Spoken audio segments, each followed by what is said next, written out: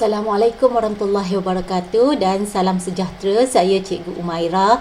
Pada hari ini saya akan membincangkan bab 6 ketaksamaan linear dalam dua pemboleh ubah bagi matematik tingkatan 4.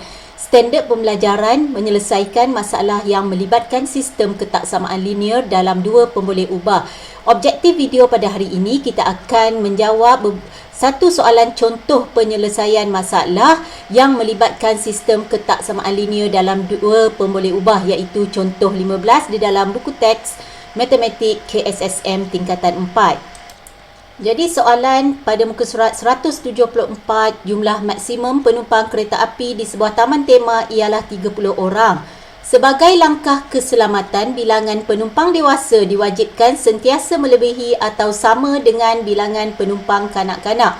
Tulis dua ketaksamaan linear selain X lebih besar sama dengan kosong dan Y lebih besar sama dengan kosong yang mewakili situasi yang diberikan. Soalan B, lukis dan lorek rantau yang memuaskan sistem ketaksamaan linear di atas. Soalan C, daripada graf tentukan bilangan maksimum kanak-kanak yang dibenarkan menaiki kereta api. Dan soalan D, jika terdapat sebanyak 18 orang penumpang kanak-kanak, adakah kesemua penumpang kanak-kanak tersebut boleh menaiki kereta api secara serentak? Berikan justifikasi anda. Jadi kita mulakan dengan menjawab soalan A. Jadi di sini kita buat andaian, katakan X adalah penumpang kanak-kanak dan Y adalah penumpang dewasa. Jadi soalan A kita perlu tulis dua lagi ketaksamaan linear yang mewakili situasi soalan selain daripada X lebih besar daripada kosong dan Y lebih besar pada kosong. Jadi kita lihat ayat ini, iaitu jumlah maksimum penumpang kereta api di sebuah taman tema ialah 30 orang. Jadi jumlah di sini membawa maksud bilangan penumpang kanak-kanak tambah bilangan penumpang dewasa. Jadi maksimum di sini bermaksud maksimum 30. Jadi paling besar 30, iaitu tidak boleh lebih daripada 30. Jadi maka simbolnya adalah lebih kecil sama dengan 30. Jadi kita dah dapat jawapan yang pertama, iaitu X tambah Y lebih kecil sama dengan 30. Seterusnya, kita perlu tulis satu lagi ketaksamaan yang mewakili situasi. Kita lihat ayat ini. Bilangan penumpang dewasa, iaitu Y, diwajibkan sentiasa melebihi atau sama dengan bilangan penumpang kanak-kanak, iaitu X. Jadi, untuk mewakili ketaksamaan kedua, bilangan penumpang dewasa, Y, sentiasa melebihi, sentiasa mesti lebih atau sama dengan bilangan penumpang kanak-kanak, iaitu X. Jadi kita dah selesai menjawab soalan A dengan jawapannya. Dua ketaksamaan linear yang lain adalah X tambah Y lebih kecil sama dengan 30 dan Y lebih besar sama dengan X.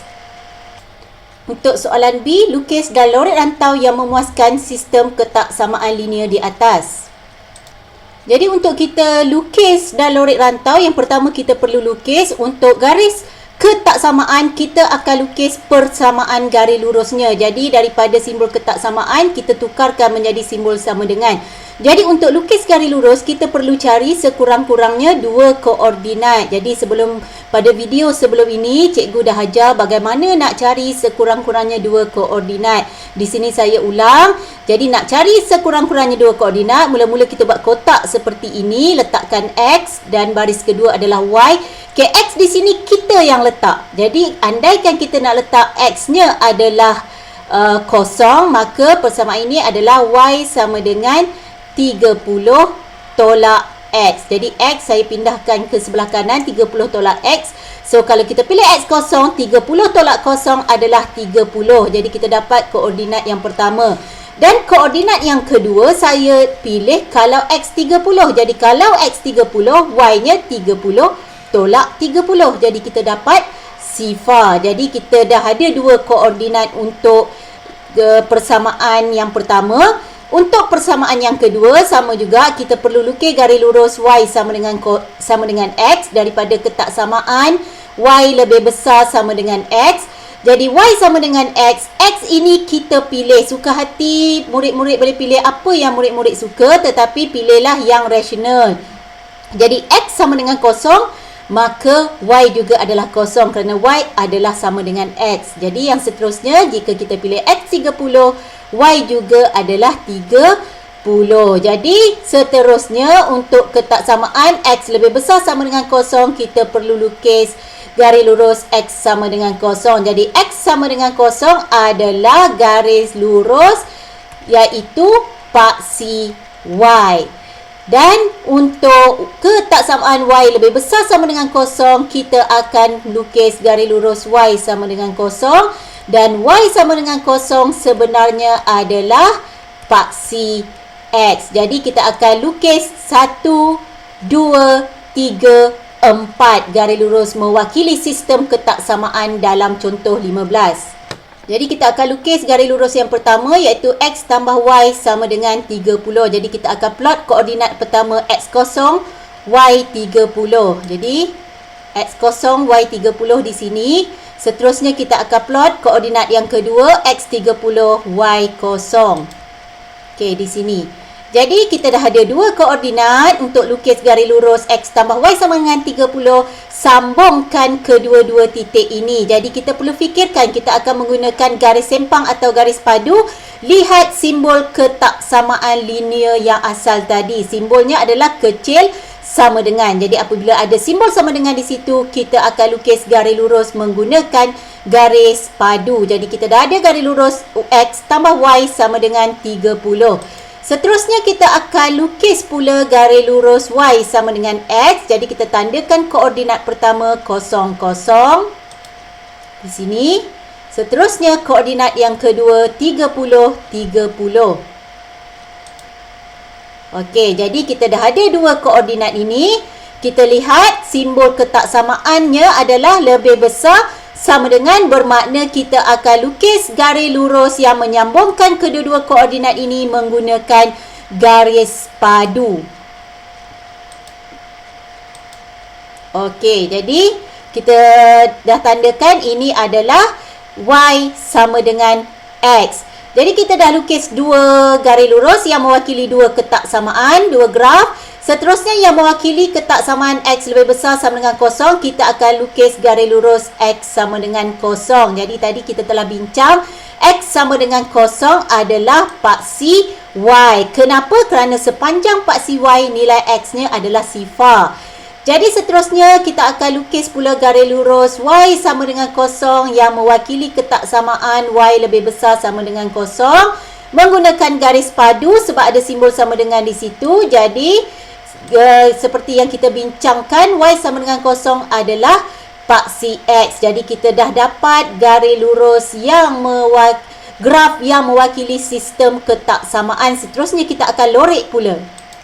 Jadi kita akan lorek ke empat ketaksamaan linear yang diberi. Jadi yang pertama menggunakan tips yang sama yang anda boleh dapati dalam video sebelum ini, iaitu kenal pasti garis graf dan lorekkan rantau yang terlibat menggunakan A atau B. Jadi kita akan lakukan yang pertama, X tambah Y lebih kecil sama dengan 30.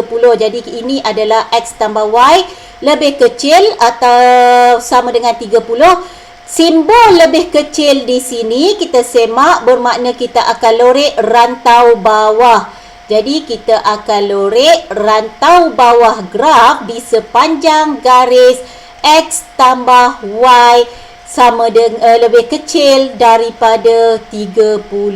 Seterusnya kita akan lakukan pula untuk garis lurus yang kedua, iaitu Y lebih besar sama dengan X. Jadi kita akan pilih garis mana? Kita lihat. Okey, garis yang ini. Okey, garis yang ini. Jadi kita akan ulang jadi langkah tadi. Kita lihat simbol ketaksamaannya adalah lebih besar sama dengan, bila lebih besar bermakna kita akan lorek rantau atas. Jadi kita kenal pasti garis graf tadi. Kita akan lorek rantau atas di sepanjang graf tersebut. Okey, jadi kita dah selesai dua.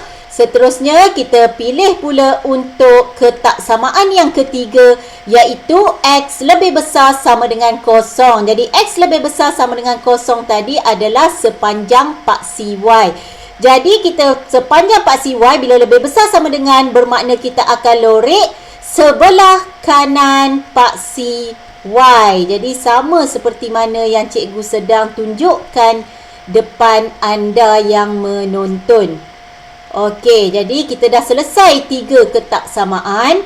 Kita ada satu lagi, iaitu kita akan lorek Y lebih besar sama dengan kosong. Jadi seperti yang kita sedia maklum, Y lebih besar sama dengan kosong adalah paksi X. Jadi paksi X kita dah kenal pasti, lebih besar kita akan lorek di atas rantau graf. Okey, ini antara cara yang mudah selain cara yang ditunjukkan oleh buku teks. Jadi untuk kita dapatkan kawasan rantau sepunya, iaitu kawasan pertindihan kawasan berlorek. Maknanya kita perlu lihat di sini kawasan manakah yang mempunyai keempat-empat color yang kita lorek tadi. Jadi kalau kita lihat di sini hanya ada 3 color. Jadi ini bukan kawasan berlorek. Rantau ini juga bukan, rantau di sini juga bukan, di sini juga bukan, tetapi kita dapati di sepanjang segitiga ini merupakan kawasan rantau berlorek. Jadi bermakna selain daripada kawasan yang saya tandakan hitam ini, kita perlu padam. Jadi kita padam kawasan yang tidak bertindih, maka inilah rantau berlorek yang mewakili keempat-empat ketaksamaan di dalam soalan B. Jadi, ini adalah jawapan akhir sama seperti yang ada di dalam buku teks. Jadi, untuk menjawab soalan C, iaitu mendapatkan bilangan maksimum penumpang kanak-kanak, kita tahu kanak-kanak diwakili oleh kuantiti X. Jadi, daripada rantau berlorek, jadi titik maksimum pada rantau X, kita boleh cari seperti ini ya. Jadi, saya tunjukkan dekat anda ambil pembaris. Jadi katakan ini pembaris anda. Okey, kita gerakkan sepanjang paksi X. Kita lihat pada rantau. Okey, jadi bila kita gerakkan sepanjang paksi X, kita dapati paling maksimum adalah pada titik ini. Jadi ini pembaris tadi. Jadi kita dah jumpa, kita boleh keluarkan pembaris. Jadi ini adalah titik maksimum. Okey, titik maksimum yang mewakili jumlah kanak-kanak, bilangan penumpang kanak-kanak. Jadi di sini, jadi kita unjurkan garis maksimum ini kepada paksi X. Jadi kita dapati nilainya di sini adalah 15. Jadi kita boleh buat kesimpulan jawapan bilangan maksimum penumpang kanak-kanak ialah 15 orang. Jadi itulah cara bagaimana kita mendapatkan bilangan maksimum. Jadi kita lihat D, jika terdapat sebanyak 18 orang penumpang kanak-kanak, adakah kesemua penumpang kanak-kanak tersebut boleh menaiki kereta api secara serentak? Berikan justifikasi anda. Jadi kita boleh mendapatkan jawapan daripada graf. Jadi bilangan maksimum jika terdapat sebanyak 18 orang penumpang kanak-kanak, jadi 18 orang kanak-kanak lebih kurang di sini. Okey. Jadi kita dapati ianya berada di kawasan ini, yang mana tidak berada di kawasan rantau berlorek. Jadi kesimpulannya, sekiranya terdapat 18 kanak-kanak, maka adakah kesemua penumpang tersebut boleh menaiki kereta api secara serentak? Jawapannya adalah tidak, kerana berada di luar kawasan berlorek atau di luar rantau berlorek. Ataupun sebentar tadi kita telah dapatkan jawapan untuk C, bilangan maksimum penumpang kanak-kanak adalah 15, kerana syarat kita tadi penumpang dewasa mestilah lebih daripada penumpang kanak-kanak. Jadi kita boleh tulis jawapan di sini. Okey, jawapannya tidak, kerana bilangan maksimum penumpang kanak-kanak 15 orang sahaja, ataupun kerana nilai X18 berada di luar rantau berlorek seperti mana yang kita bincangkan tadi. Sekian untuk video kali ini. Diharapkan apa yang disampaikan boleh membantu semua yang menonton untuk memahami bab ini. Sekian, terima kasih.